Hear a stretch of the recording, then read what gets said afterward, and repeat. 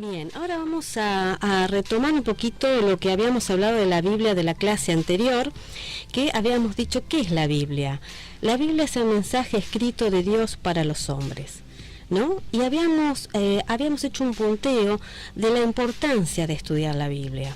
Por un lado habíamos visto la importancia desde el punto de vista histórico, ¿no? Porque habíamos dicho, Matías, que la Biblia narra la historia del pueblo hebreo, pero también narra la historia de otros pueblos, como el pueblo egipcio, como los asirios, los romanos, ¿no? Y también en la Biblia podemos encontrar que a través de las ciencias, ¿no, Matías? Tanto de la arqueología, la paleografía y otras ciencias han podido demostrar la veracidad de los escritos de la Biblia, porque a través de los descubrimientos científicos habíamos comentado que se han descubierto monumentos, tumbas, palacios, objetos y también se han descubierto en distintas vasijas, ¿no? Los nombres de los reyes, restos que han quedado también escritos, ¿no? De personas, también restos de ciudades. Así que desde el punto de vista histórico la Biblia es muy importante. También habíamos comentado un poquito que la Biblia tiene todo tipo de géneros literarios y diferentes estilos, por lo tanto es un libro muy rico en relación a lo que es literario. Y por sobre todas las cosas habíamos visto también desde el punto moral y filosófico, ¿no? Porque la Biblia es una guía que nos indica cómo tener una vida sana. Y desde el punto de vista filosófico, la Biblia tiene grandes respuestas a preguntas que nos hemos hecho todos, ¿no? Como por ejemplo, ¿de dónde venimos? ¿A dónde vamos? ¿Por qué existimos? ¿Cuál es el propósito que tenemos en esta vida? Entre otras grandes preguntas. Habíamos visto también que la Biblia es una guía práctica porque nos dice cómo llevar adelante diferentes problemas, dificultades, cómo tomamos decisiones y también nos da consejos de cómo debemos ser como personas, como hijos, como buenos esposos, esposas, cómo debemos comportarnos en nuestro trabajo, ante nuestros jefes, autoridades, ¿no? Y por sobre todas las cosas, la Biblia nos revela el plan de salvación. En la Biblia Dios nos revela los pasos que nos conducen a la salvación. Eso era lo que habíamos visto, los puntos más importantes de la Biblia. Por otro lado, habíamos comentado rápidamente que la palabra Biblia proviene del griego biblón, que significa libro, y deriva del latín biblos, que significa rollo de papiro. El papiro habíamos visto que era utilizado por los egipcios para confeccionar todos sus libros. Hasta ahí es lo que vimos en los primeros y el segundo programa. Ahora vamos a ver cuál es el tema central de la Biblia. El tema central de la Biblia es Jesús. En Juan 14:6, Jesús dijo: "Yo soy el camino, la verdad y la vida". Cada libro, tanto del Antiguo Testamento como del Nuevo Testamento, de modo directo o implícito, tratan de la persona y la obra de Jesús. En el Antiguo Testamento varias veces se menciona a Jesús, pero podemos tomar por ejemplo Génesis 3:15, donde dice: "Y pondré enemistad entre ti y la mujer, entre tu simiente y la simiente suya. Esta te herirá en la cabeza y tú le herirás en el calcañar". Claro, esas serían, digamos, referencias indirectas a la persona de Jesús. Exacto, ¿no? Exacto, Matías. Acá, en este versículo, cuando se refiere a la simiente suya, está hablando de la simiente de la mujer, y en ese caso la simiente de la mujer es Jesús. Si bien no lo menciona, como vos bien decís, Matías, directamente, pero indirectamente lo está mencionando. Y por otro lado, en el Nuevo Testamento, todos los libros están abocados a Jesús y relatan el nacimiento de Jesús, su ministerio, las enseñanzas, los milagros, su muerte, resurrección, ascensión y la segunda venida de Cristo, que está en el último libro, en Apocalipsis. Esto sería ¿sí? Entonces retomamos y resumimos que el tema central de la Biblia es Jesús. Desde que comienza la Biblia, desde el primer versículo de Génesis hasta el último versículo en el Nuevo Testamento, el tema central es Jesús. La Biblia. La Biblia ha sido inspirada por Dios a través del Espíritu Santo a un grupo de hombres que se han sometido a la voluntad de Dios.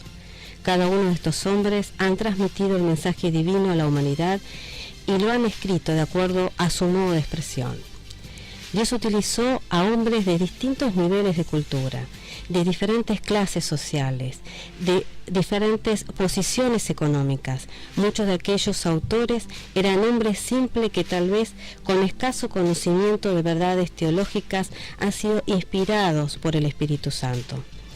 Pero Dios los utilizó a todos como instrumento y los guió en la escritura de su palabra sin que cometiesen equivocaciones. Cabe aclarar que estos hombres eran hombres, no eran hombres infalibles, eran hombres que cometían errores.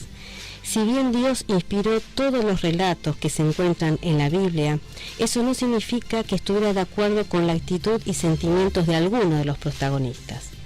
Por ejemplo, vamos a ver el caso de Abraham.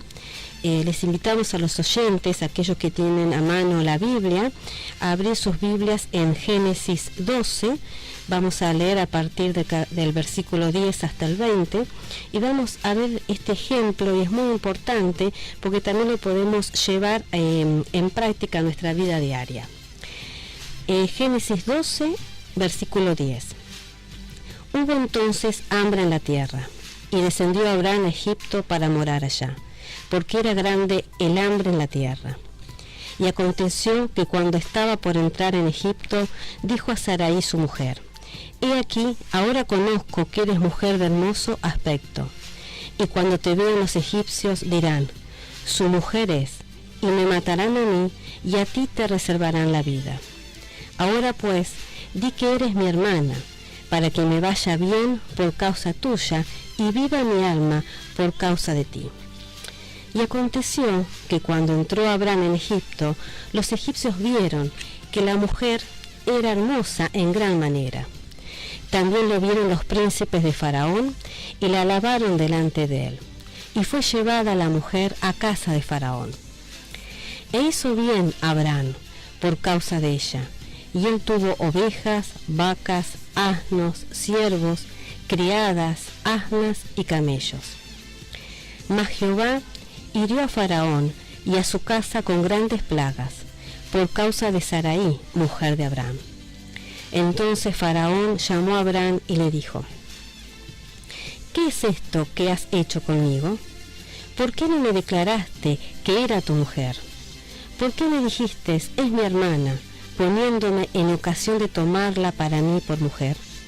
Ahora pues, he aquí tu mujer, tómala y vete. Entonces Faraón dio la orden a su gente acerca de Abraham, y le acompañaron y a su mujer con todo lo que tenía. Bien, hasta acá la palabra, la escritura que estamos leyendo. Acá vemos que Dios no aprobó la actitud de Abraham, porque ¿qué es lo que pasó? Abraham no confió en que el Señor lo iba a guardar. No confió que de alguna manera algo iba a hacer Dios para que no le pasara nada a él y a su esposa. Pero no solamente que Abraham se equivocó, sino que también su mujer se equivocó, porque, ¿no es cierto, Matías? Por ahí su mujer en ese momento le pudo haber dicho que no era la actitud correcta, ¿no? Que confiaran en Dios. Sin embargo, los dos tuvieron temor en esas circunstancias que se encontraban y mintieron. ¿No? Mintieron porque Abraham tenía miedo de perder su vida, y Sarai, según su esposa, seguro que su esposa lo amaba tanto y que también tuvo temor, accedió, ¿no? a esta mentira. Pero hay otra cosa que vemos acá, que más allá de que Abraham y Sarai se hayan equivocado, Dios los guardó. Dios los guardó y tuvo misericordia, porque de alguna manera Dios envió plagas, ¿no? Acá leemos que más Jehová hirió a Faraón y a su casa con grandes plagas por causa de Sarai su mujer. Y de alguna manera Faraón supo, ¿no?, que Sarai no era la hermana, ¿no?, que era su mujer. Entonces Dios los guardó de tal manera que Faraón debe tomar alguna represalia, ¿no?, alguna actitud en contra por esta mentira. Sin embargo, permitió que tanto Abraham como Sarai se fueran de ahí, y no se fueran solos o con ninguna cosa, sino con todo lo que Faraón le había dado. ¿Sí? Porque acá más adelante leemos que él tuvo ovejas, vacas, asnos, siervos, criadas, asnas y camellos, ¿no? Entonces, esto, ¿qué nos muestra? Que si bien Dios no aprobó la actitud de Abraham, pero Dios a través del Espíritu Santo facultó a Moisés para relatar y escribir esta situación. Y esto es porque Dios tenía un propósito, ¿no? Claro, tenemos que aclarar que quien escribió los primeros 5 libros, que también lo mencionamos en una de las clases anteriores, fue Moisés, justamente. Exacto. No Abraham en sí no escribió su vida, sino que fue Moisés a través de la inspiración de Dios, ¿no? La inspiración de Dios escribió este relato. Y como estos relatos, estas situaciones, hay varias, muchas en la Biblia, y el objetivo que Dios permita que se escriban estas cosas es que para que nosotros aprendamos, para que nosotros seamos advertidos, para que no cometamos el mismo error, ¿no? Y para que también conozcamos a un Dios justo, a un Dios de misericordia. Claro, es interesante resaltar que dentro del ámbito cristiano se conoce a la persona de Abraham, que está escrita en la Biblia, como el padre de la fe, o como el famoso llamado padre de la fe, por más que nada por lo que se relata en la Biblia de él.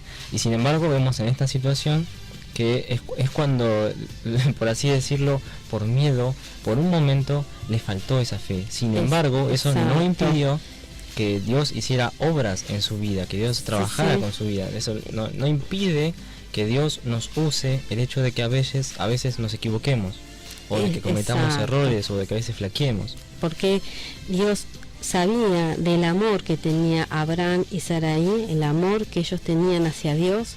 Había una relación entre ellos y Dios, una relación muy fuerte, y Dios sabía que bueno, fue un error, fue ante un temor.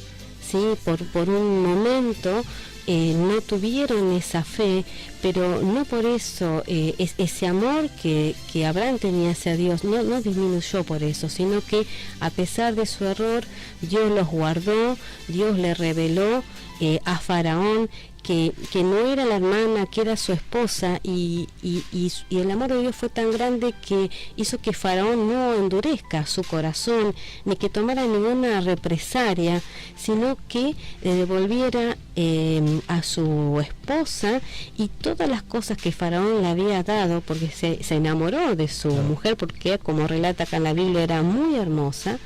Le permitió que se llevara todas las cosas que él le había dado. Entonces vemos acá que muchos de los personajes que han escrito la Biblia a través de la inspiración de Dios, de la revelación del Espíritu Santo, son hombres como nosotros. Son hombres que aman a Dios, son hombres que se equivocan, son hombres que todos los días intentamos cada vez más acercarnos a Dios, cada vez obedecer más, pero por nuestros errores Dios no nos va a dejar, ¿no?